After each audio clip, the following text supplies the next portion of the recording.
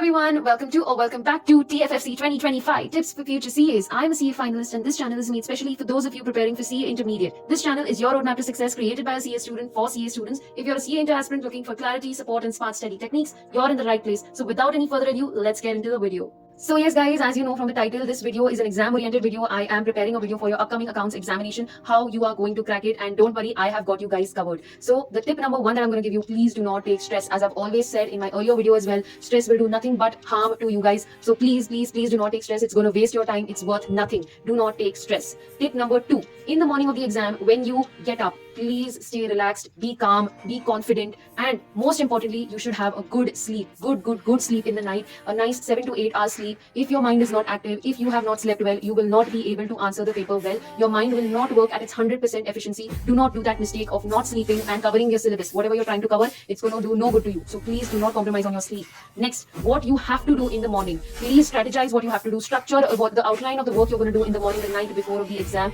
Do not keep it unplanned. Yes guys, you do not have to waste time, please. So what you are going to do is you're going to revise everything, whatever you have done wrong, as in the past papers, any mocks you have given, anything you have done wrong, any your practice papers, you need to revise your formats, journal entries, summary notes you have prepared for ESNs or the module 3 chapters. You have to do that, and please do not overstudy and overwork up your mind. Do not do that. Study a little bit, all your mistakes, gather it up in your mind, what you do not have to do, what you do not have to repeat.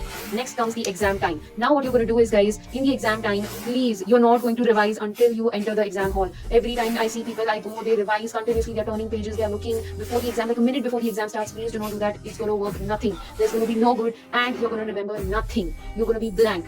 I'm telling you from my personal experience, whenever I have done that, I always went blank. Whatever I studied before and went in, I just remember the topic and nothing else. If this happens with you, it happens with everyone, because you're studying it just before your exam. Now, when you enter the exam hall, you have to go and sit and relax, calm down. Do not think about anything. What is going to happen? What if the paper does not go well? What if I don't get anything? What if I forget something? No, this is not what thoughts should be in your mind, and with some things that you should write in the paper with. You have to relax, calm down, and just think about nothing. Just practice meditation, breathe in, breathe out. Now, as soon as the reading time starts, this is the time you have got to be active and turn all your horses on. Your mind should be in the utmost active mode, 100% efficiency at this point of time for the next 3 hours and 15 minutes. Yes guys, 15 minutes as well. In the reading time, that is where you capitalize your paper's time. Entire 3 hours you will capitalize in this 15 minutes. How you're going to do that, I'm going to tell you, and I have got you covered. Yes guys, so what are you going to do is, in the reading time, you are going to prepare an outline of your paper in your minds. You are going to plan out your paper. What you're going to do is, you are going to think. Every question you read, you do not have to read the first question. First of all, please do not read the first question. Read the optional questions, choose the best one you want to do, and then you're going to think of how you are going to answer the chosen questions. You're going to prepare an outline. Okay, when I am starting to write the answer, I'm going to write the question number. I'm going to write in the books of X Limited journal entries for the year ended -- and you're going to prepare the format, and then I'm going to write the journal entries, and then I'm going to do this, that, etc.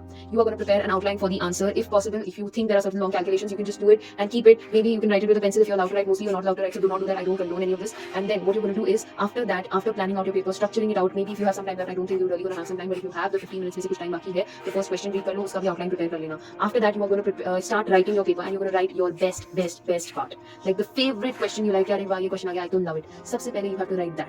Next, थोड़ा कम. Third, थोड़ा कम. And then, after securing your 42 marks in your hands, you're going to open your MCQ booklet. Until that, you are not going to open the MCQ booklet. Once you open the booklet, please guys, keep this in mind.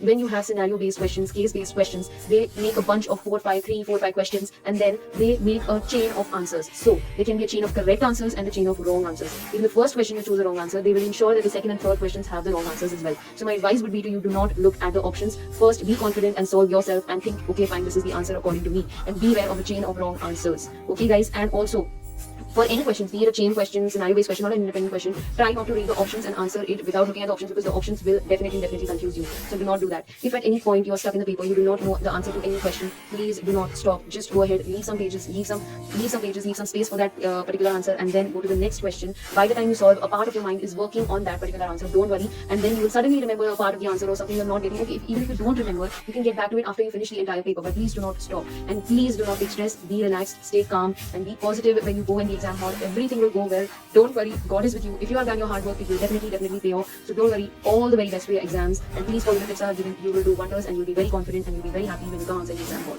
All the best once again. So stay tuned. If you're ready to learn better and achieve more, this is the place for you. Don't forget to subscribe to the channel, like this video, turn on the bell icon, follow at TFFC 2025 on Instagram for daily updates. And if there's anything you're stuck with, concept doubts, study plan confusion, or just need some motivation, DM me anytime. I'm here to help you out. Also, let me know in the comments, how did you find this video? Did it help? Did you like it? Your feedback means a lot and helps me make better content for you. Let's crack CA Inter together. Thank you for watching this video. See you in the next video.